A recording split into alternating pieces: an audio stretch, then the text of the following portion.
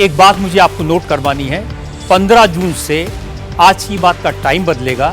जो शो 9 बजे होता है अब 8:30 बजे से शुरू होगा। नरेंद्र मोदी के प्रधानमंत्री के तौर पर 12 साल पूरे हो गए हैं। इस मौके पर उत्तर प्रदेश के मुख्यमंत्री योगी आदित्यनाथ प्रेस कॉन्फ्रेंस कर रहे हैं। सीधा लिए चलते हैं। यात्रा को आपने इस लघु वीडियो फिल्म के माध्यम से उसकी एक झलक देखी है। 12 वर्ष की इन उपलब्धियों पर आधारित मीडिया संवाद के आज के इस कार्यक्रम में मैं अपने सभी एनडीए के सहयोगियों, भारतीय जनता पार्टी के प्रदेश अध्यक्ष और केंद्रीय वित्त राज्य मंत्री श्री पंकज चौधरी जी, कैबिनेट में अपने दोनों वरिष्ठ सहयोगी उप मुख्यमंत्री द्वय श्री केशव प्रसाद मौर्य जी, श्री ब्रजेश पाठक जी, प्रदेश के वरिष्ठ मंत्री वित्त मंत्री श्री सुरेश कुमार खन्ना जी, एनडीए के हमारे सहयोगीगण, अपना दल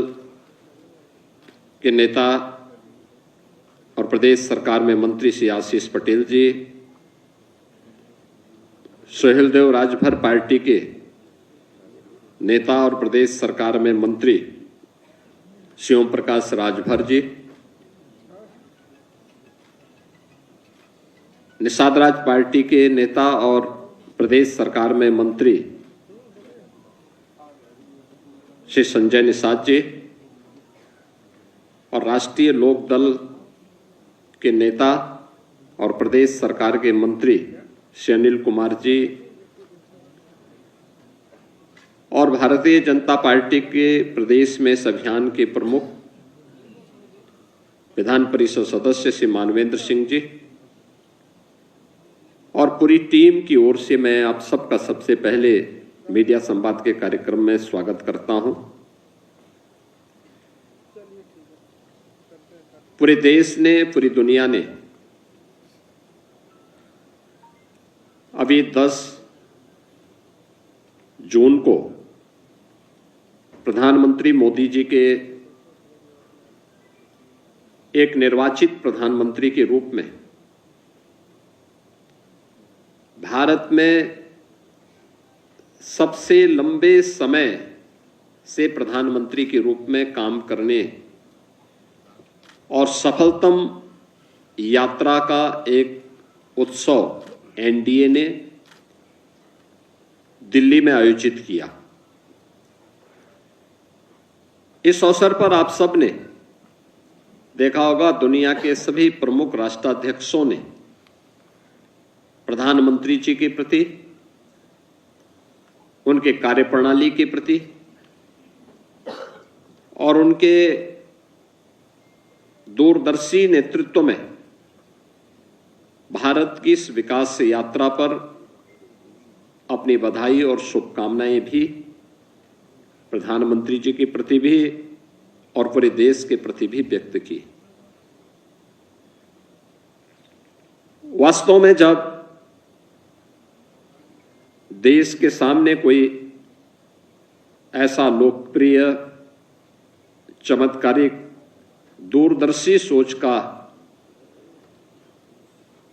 नेता किसी देश को मिलता है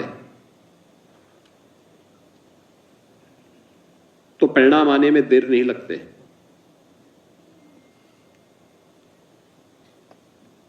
हमने पिछले 12 वर्षों में बदलते हुए भारत को देखा है। 2014 के पहले का भारत, और किसी भी उम्र का व्यक्ति हो, किसी भी जाति, मत, मजहब, क्षेत्र और भाषा को बोलने वाला व्यक्ति हो, भारत के अंदर हो या भारत के बाहर, उन सब ने इन 12 वर्षों में बदलते हुए भारत को देखा है। 2014 का भारत और 2014 के बाद का भारत।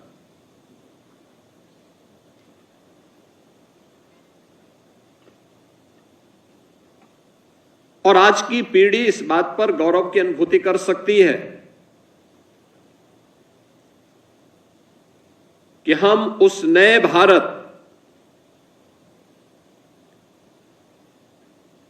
के नागरिक हैं जो भारत अपनी विकास की यात्रा को तमाम चुनौतियों का सामना करते हुए, तमाम झंझावतों से जूझते हुए, बिना रुके, बिना डिगे, बिना थके लगातार आगे बढ़ाया है। भारत ने अपनी शक्ति और सामर्थ्य का एहसास आज दुनिया को कराया है और आने वाले समय में भारत की इस ताकत का लोहा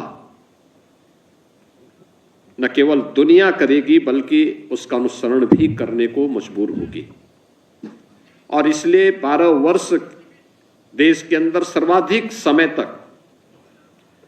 निर्वाचित प्रधानमंत्री के रिकॉर्ड को तोड़ते हुए मोदी जी के नेतृत्व में जो 12 वर्ष के शानदार कार्य प्रधानमंत्री जी के नेतृत्व में भारत ने देखा है, मैं इसके लिए सबसे पहले प्रदेश की इस टीम की ओर से, उत्तर प्रदेश की 25 करोड़ जनता की ओर से, पूरे एनडीए परिवार की ओर से प्रधानमंत्री मोदी जी का अभिनंदन करता हूं। केंद्रीय कैबिनेट को इसके लिए बधाई देता हूं। हम लोगों ने इस चीज को एहसास किया है कि इन 12 वर्षों में हर व्यक्ति ने इस बात का एहसास किया है कि आज से यानी 1947 से लेकर के आजादी के पहले का भारत क्या था। गुलामी के कालखंड थे, बंदिशें थी, तमाम प्रकार से लोगों की भावनाओं को, लोगों की आजादी को रौंदा गया था। लेकिन 1947 में जो देश स्वतंत्र हुआ था, उस स्वतंत्र भारत के अंदर भारत के नागरिकों को, वे किसी भी तबके का रहा हो, बांटने का काम तो किया होगा राजनीतिक दलों ने। किसी ने जाति के नाम पर, किसी ने क्षेत्र के नाम पर, किसी ने भाषा के नाम पर, किसी ने मत और मजहब के नाम पर, किसी ने संप्रदाय के नाम पर। लेकिन फोकस्ड कार्यक्रम और उन कार्यक्रमों को सफलतम क्रियान्वयन होते हुए नहीं देखा होगा। पहली बार भारत इस बात का एहसास कर रहा है कि योजना बनाना ही नहीं, उस कार्य योजना को बनाने के साथ ही यह भी तय करना कि उसके सफल क्रियान्वयन के लिए उन सभी पक्षों को साथ लेकर के चलना और उसे जन आंदोलन बना देना। पहली बार इस बात को देखा होगा। देश के अंदर जनधन अकाउंट खोलने की बात हो या स्वच्छ भारत मिशन के अंदर देश के अंदर 12 करोड़ परिवारों के पास देश के अंदर आजादी के बाद पहली बार अपना स्वयं का शौचालय हो, 4 करोड़ परिवारों को देश के अंदर सिर को ढकने के लिए अपने स्वयं के आवास उपलब्ध कराने के कार्य हो, या फिर देश के अंदर गरीब को जो हॉस्पिटल में, महंगे हॉस्पिटल में उपचार की सामर्थ्य नहीं रखता है, उसको 5 लाख रुपए की स्वास्थ्य बीमा का कवर देकर के प्रधानमंत्री आयुष्मान भारत से बिना किसी सिफारिश के उसको कवर करने का की योजना, नए उद्यमियों के लिए प्रधानमंत्री मुद्रा योजना हो, महिला अनुसूचित जाति जनजाति के लिए प्रधानमंत्री स्टैंड अप की योजना, युवाओं के लिए स्टार्टअप की योजना हो, या भ्रष्टाचार मुक्त व्यवस्था के लिए डिजिटल इंडिया और भारत की व्यवस्था में टेक्नोलॉजी का उपयोग करते हुए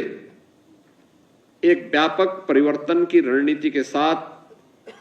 एक नई पहचान के साथ भारत को आगे बढ़ाना, ये सभी हमने इन 12 वर्षों में सफलतापूर्वक क्रियान्वित होते हुए देखा है। और अगर मैं कहूं, ये 12 वर्ष आस्था और आर्थिकी के भी एक बृहद संगम के रूप में पूरे देश ने देखा है।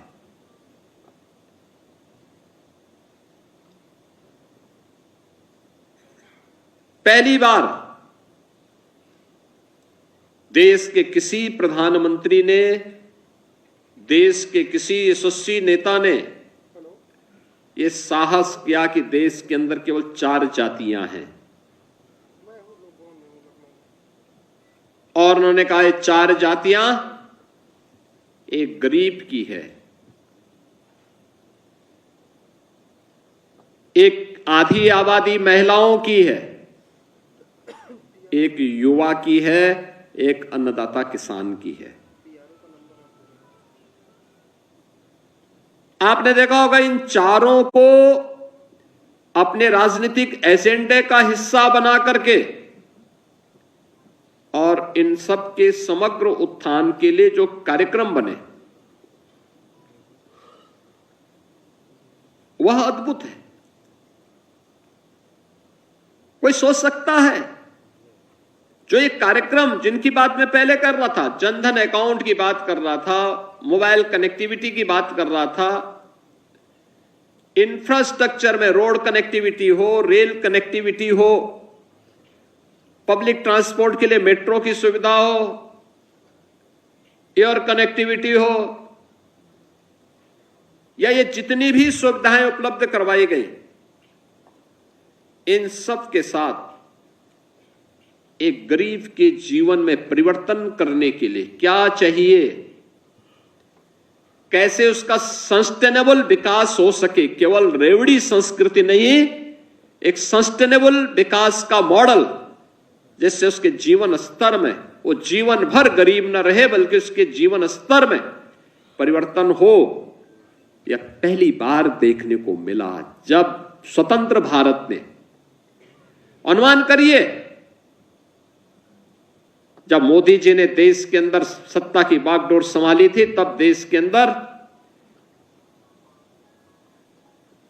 कुल देश की आबादी 120 करोड़ थी,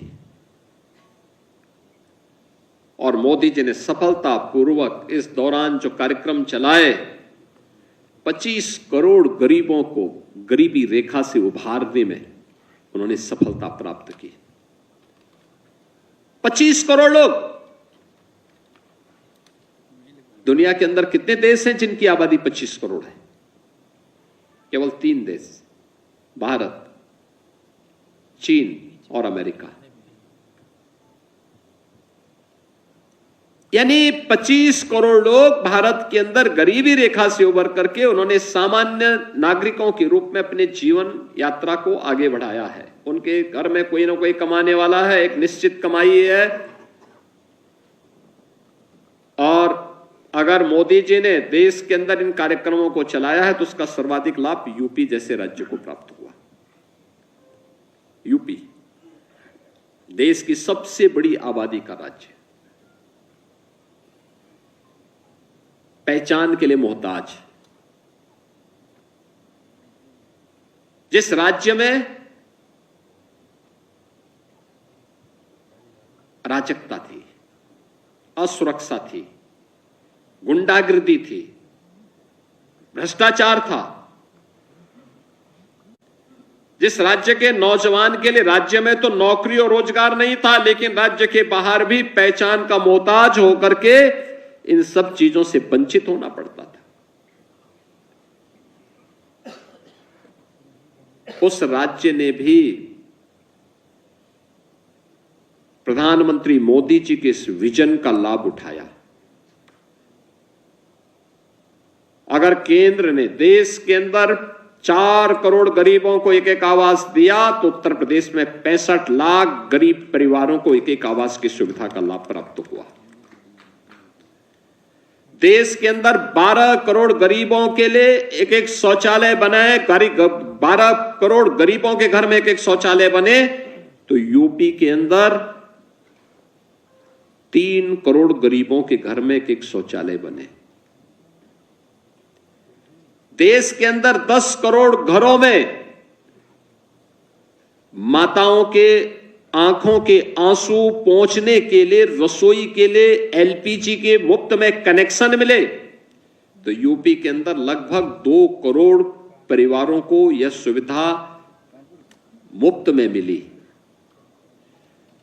देश के अंदर अगर आयुष्मान भारत में 60 करोड़ लोग कवर हुए, तो उन 60 करोड़ में से 15 करोड़ अकेले यूपी के हैं। देश के अंदर अगर 80 करोड़ लोगों को फ्री में राशन की सुविधा का लाभ प्राप्त हुआ है, कोविड कालखंड में जब दुनिया पस्त हो चुकी थी, हिम्मत हार चुकी थी, तब भारत अपने उन लोगों को पूछ रहा था, उन लोगों की पूजा कर रहा था जिसको दुनिया में कोई पूछ नहीं रहा था, और वह कार्य भारत के अंदर हुआ। तो यूपी के अंदर 15 करोड़ लोग फ्री में राशन की सुविधा का लाभ भी प्राप्त कर रहे हैं। यानी वह गरीब पहली बार सरकार के एजेंडे का केवल वोट बैंक नहीं बना। आप याद करिए, गरीब की जब हम बात करते हैं तो उसकी जाति की बात नहीं करते,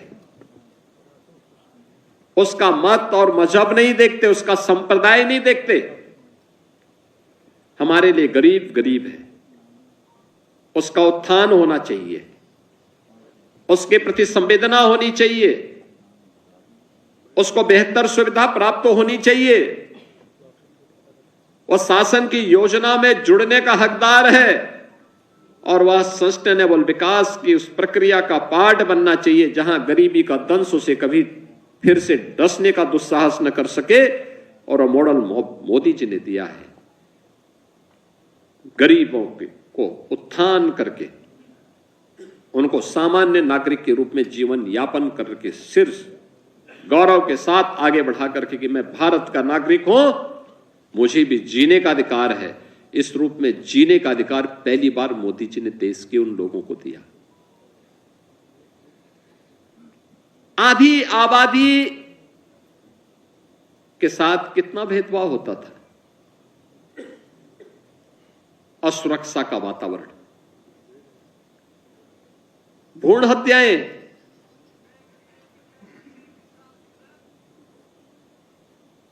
नौकरियों में कहीं कोई सुविधा नहीं, कानून की जकड़न, और उन सब के साथ ही तमाम प्रकार की बंदिशों के कारण जो स्थितियां पैदा हुई। 2014 के बाद पहली बार आपने देखा होगा मोदी जी ने देशवासियों के सामने नारा दिया था, बेटी बचाओ बेटी पढ़ाओ का।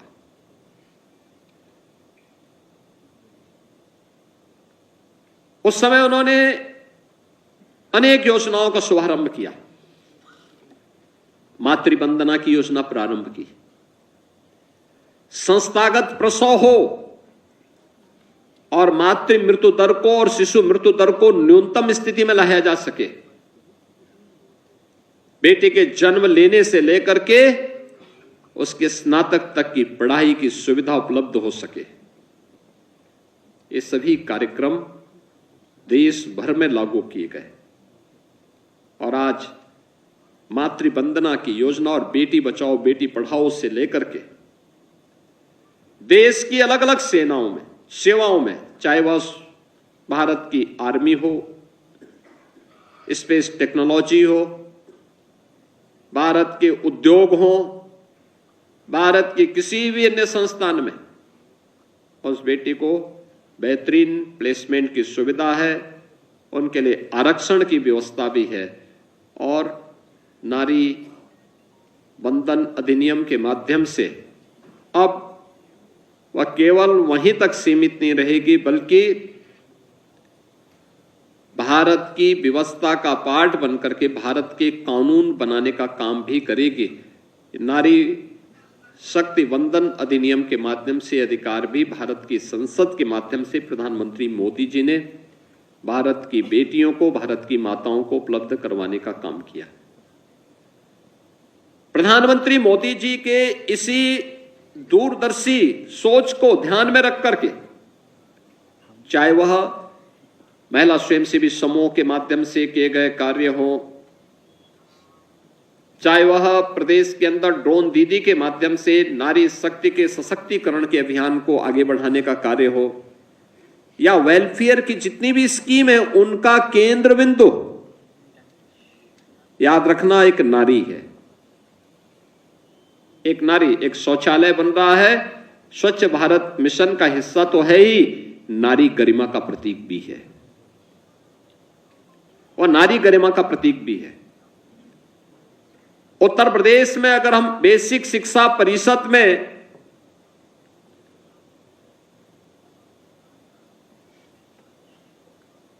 Uniform, bag, books, shoes, socks, sweater देते हैं तो योजना हम लोगों ने प्रधानमंत्री मोदी जी के बेटी बचाओ बेटी पढ़ाओ के उस अभियान से प्रेरणा प्राप्त करके 2017 में प्रारंभ की थी। मुझे याद है तब उत्तर प्रदेश की ज्यादातर बेसिक शिक्षा परिषद में पढ़ने वाली बेटियां नंगे पैर स्कूल जाती थी। आप अनुमान करिए, पथरीला रास्ता हो,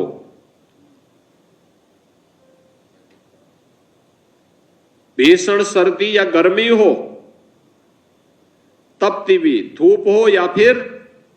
भीषण सर्दी के उस माहौल में वे मासूम पैर, नंगे पैर, तपती हुई धूप में भी और ठिठुरती हुई सर्दी में भी नंगे पैर स्कूल जाती थी। तब हम लोगों ने तय किया था कि बेसिक शिक्षा परिषद में पढ़ने वाले हर बच्चे को हम लोग, अब बालक हो या बालिका, बिना भेदभाव के यूनिफॉर्म भी देंगे, जूता मोजा भी देंगे, स्वेटर भी उपलब्ध करवाएंगे। स्कूल में ड्रॉप आउट रेट को कम करने के लिए पेयजल भी उपलब्ध करवाएंगे और टॉयलेट भी उपलब्ध करवाएंगे बालक और बालिकाओं के लिए। और मुझे प्रसन्नता है कि आज हमने शिशुरेशन के लक्ष्य को प्राप्त किया है। कन्या सुमंगला योजना, मुख्यमंत्री कन्या सुमंगला योजना बेटी के जन्म से लेकर के स्नातक तक की पढ़ाई के लिए एक सुविधा उसको उपलब्ध करवाती है। मुख्यमंत्री सामूहिक विवाह की योजना, दहेज मुक्त विवाह के लिए कोई बेटी की सौदेबाजी न करने पाए, इसकी जिम्मेदारी सरकार लेगी और सरकार इस व्यवस्था के साथ जोड़ करके 5 लाख बेटियों की शादी अब तक यहां पर संपन्न कर चुकी है, जिसमें प्रदेश सरकार की ओर से 1 लाख रुपए उस बेटी की शादी के लिए उपलब्ध करवाए जाते हैं। नारी सुरक्षा के लिए मिशन शक्ति का प्रदेश सरकार का अभियान और प्रत्येक व्यवस्था में उनको सम्मानजनक स्थान प्राप्त हो। हमने उद्योगों की जकड़न को दूर किया, रिफॉर्म किए। 12% से उत्तर प्रदेश के अंदर अब वीमेन वर्कफोर्स 36% से अधिक हुआ है। यानी इतनी महिलाएं जो पहले 12% ही काम कर पाती थी, आज उनकी संख्या 36% से ऊपर जा रही है। उत्तर प्रदेश पुलिस बल में 20% महिलाओं के लिए आरक्षण की व्यवस्था अनिवार्य कर दी गई। आज परिणाम हम सबके सामने है। यानी आधी आबादी के साथ किसी भी स्तर पर अन्याय न हो, यह कार्य प्रधानमंत्री जी ने नारी गरिमा की रक्षा करने के लिए, जमीन घर की मालकिन के नाम पर हो। आप याद करिए, पहली बार ग्राम समाज की आबादी की लैंड जो ग्राम समाज के नाम पे होती थी, किसी के नाम पे नहीं होती थी, लेकिन ग्रामीण अभिलेख को दुरुस्तीकरण करते हुए ग्राम पंचायत की सहमति से उस घर की जो सबसे वरिष्ठ महिला सदस्य होगी उसके नाम पर घरौनी देकर के ग्रामीण अभिलेख को भी महिलाओं को उसका अधिकार उपलब्ध करवाया। प्रधानमंत्री आवास भी ज्यादातर आवास घर की मालकिन के नाम पर उपलब्ध करवाए जाते हैं। यानी ये सभी सुविधाएं इस आधार पर नारी गरिमा की रक्षा हो और उसके रक्षा के साथ ही उनके संरक्षण और संवर्धन की दिशा में और क्या कार्य हो सकते हैं, इसके लिए उठाए गए कदम का हिस्सा है। पहली बार, यानी ये मुद्दे कभी एजेंडे के हिस्से नहीं होते थे किसी भी अन्य दल के, पहली बार बन पाए। युवाओं के लिए, देश का युवा असीम ऊर्जा का प्रतीक है। भारत को अपनी इस युवा शक्ति पर गौरव की अनुभूति करनी चाहिए। इस बात का एहसास प्रधानमंत्री मोदी जी ने देशवासियों को करवाया। अच्छे इंस्टीट्यूशंस हो, युवाओं के लिए किसी भी स्थिति में वह डिप्रेस न हो, इसके लिए प्रोत्साहन करने के लिए आप देखते होंगे हर वर्ष परीक्षा के पूर्व प्रधानमंत्री मोदी जी परीक्षा पे चर्चा करके बोर्ड की परीक्षाओं में भाग लेने वाले किसी भी बोर्ड के बच्चे हों, उनके साथ सीधे संवाद का कार्यक्रम करते हैं।